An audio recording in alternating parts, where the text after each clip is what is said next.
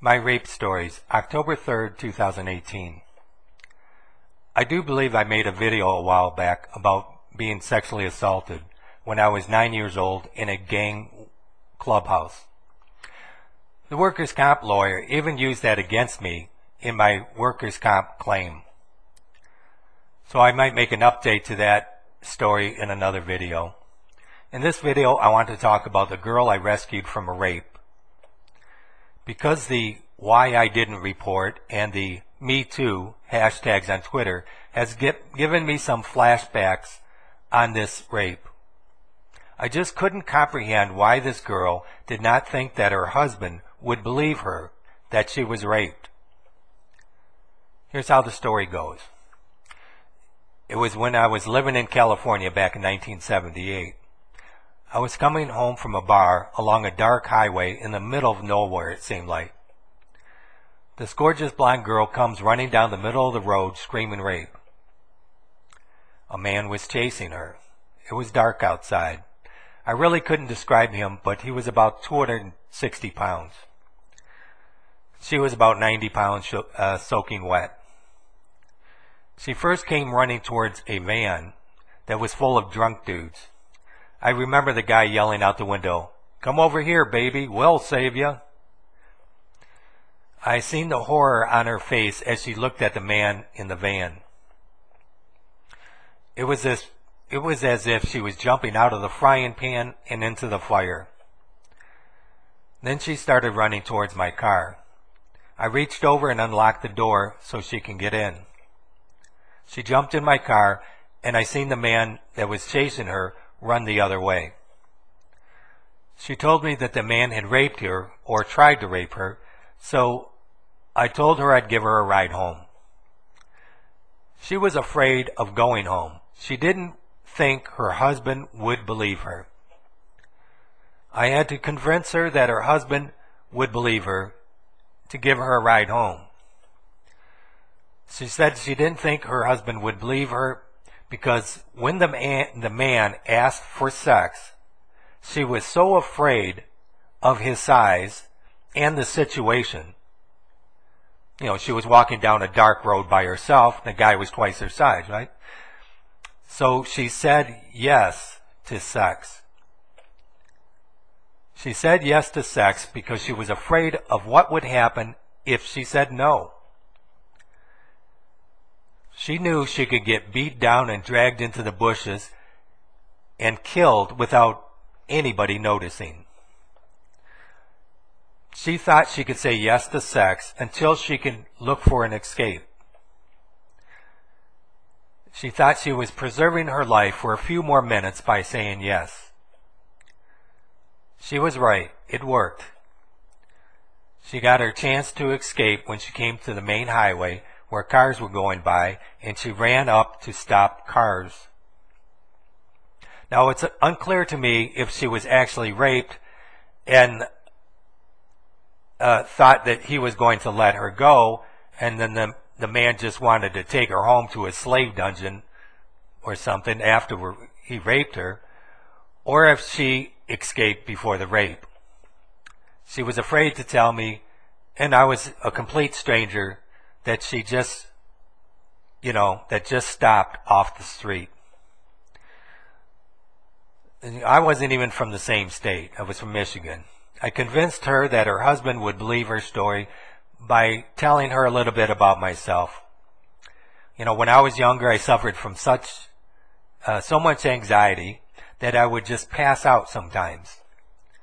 The doctor told me that this was stress and a coping mechanism.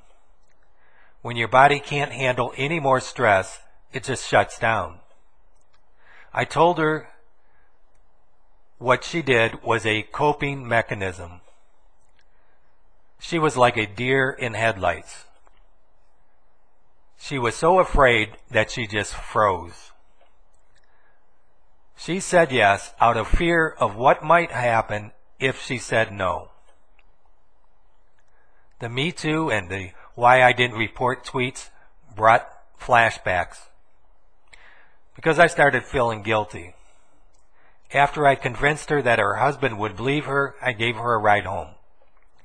She wanted me to come into her house and tell her husband that she was raped, because she still didn't think her husband would believe her. And I'm feeling guilty because I didn't want to go into the house at 2 o'clock in the morning and tell her husband that she was raped by some other guy, not me. And the reason why I'm telling the husband is because your wife said you wouldn't believe her. Well, if the husband isn't going to believe his wife, he sure in the hell isn't going to believe me. You know, I was kind of angry that this woman was married to this man and couldn't even tell him the truth. Was this woman that naive that she didn't believe she could be raped? Did she have an angry husband that would blame her? Well, there's no doubt that there's nobody intelligent enough to understand that when you are in a situation where fear takes over, you're going to say yes to sex even when you want to say no.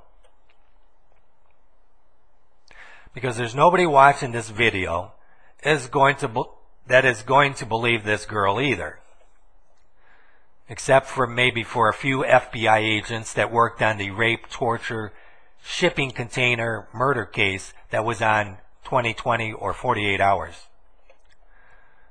A man had shot this woman in front of her, chained her up in a shipping container, and then claimed he didn't rape her, it was consensual sex.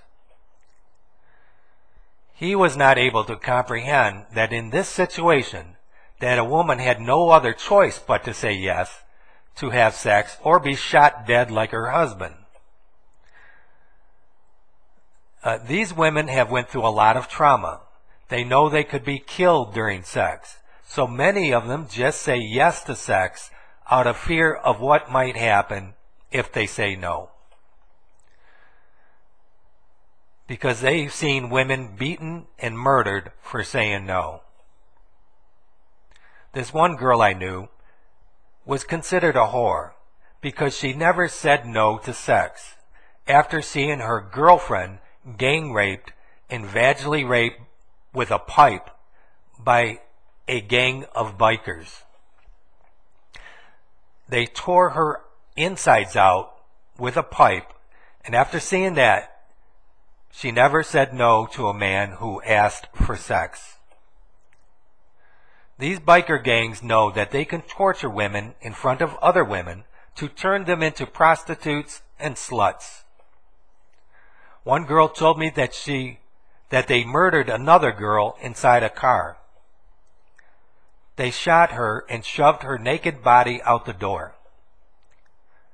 That story seemed hard to believe until I watched Dr. G do an autopsy on a girl that was found shot and naked after being pushed out of a moving car. So the stories sound hard to believe until you go down to the morgue and see the victims. I wanted to kind of shut the people up that were telling their stories because they could be murdered. These people are murderers and they are controlling the world.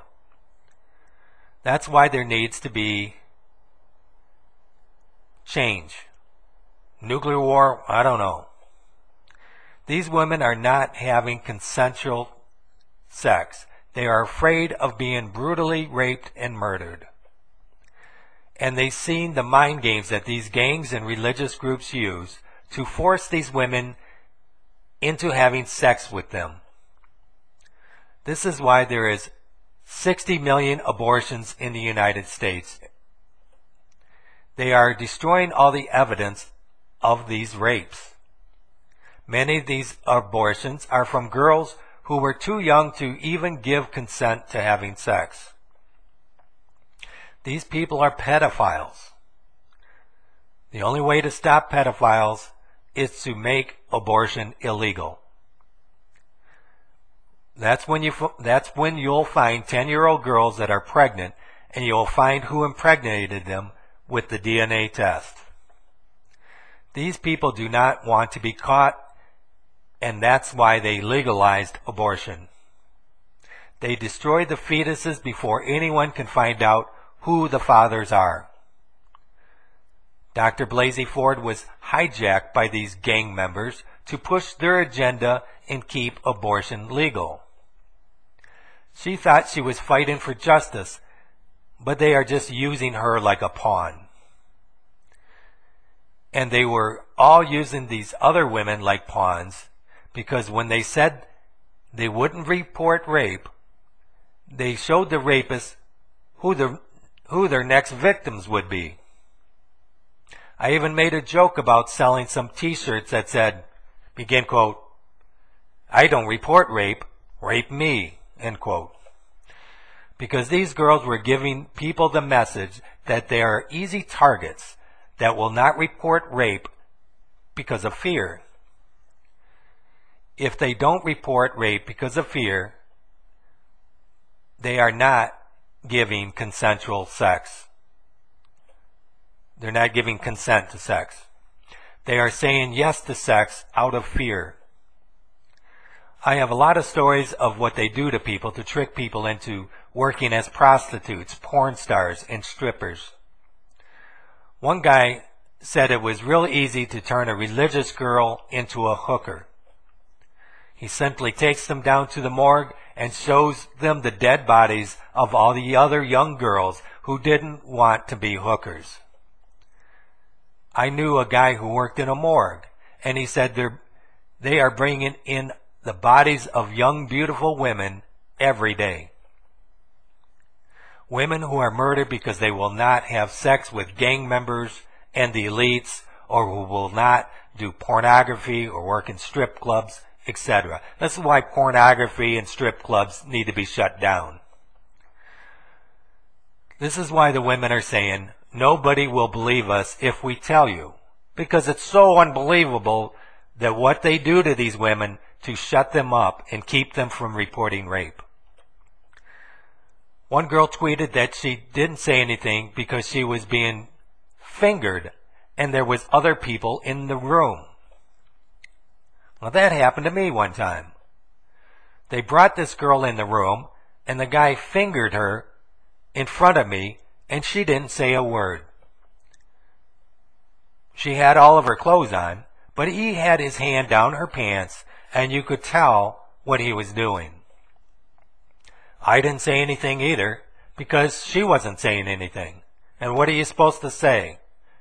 You know that show, it says, what would you do? So what would you do if you're at a party and they got some girl and the guy's got his hand down her pants and he's molesting her basically. And she's got all of her clothes on. It's not open nudity. And she's not screaming help or saying anything. What would you do? Well, nobody knows what to do because you don't learn it in sex ed. And you're at a party, you don't know if it's gang members or whatever. Your life is in danger too if you say something and it's a bunch of gang members. So, but this is the kind of tactics they use. They know psychology. They know how to molest people in front of others. They can gang rape somebody in front of others.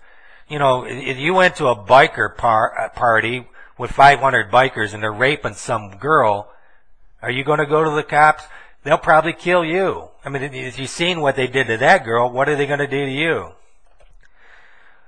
This girl was probably afraid to say anything because she didn't want to get me killed if I stood up and said something. They know how to trick people and manipulate them into having sex and working in the sex trade industry. They play mind games and they laugh because they think this is funny. They think it's funny if they rape a girl and she goes to the police and the police don't do anything.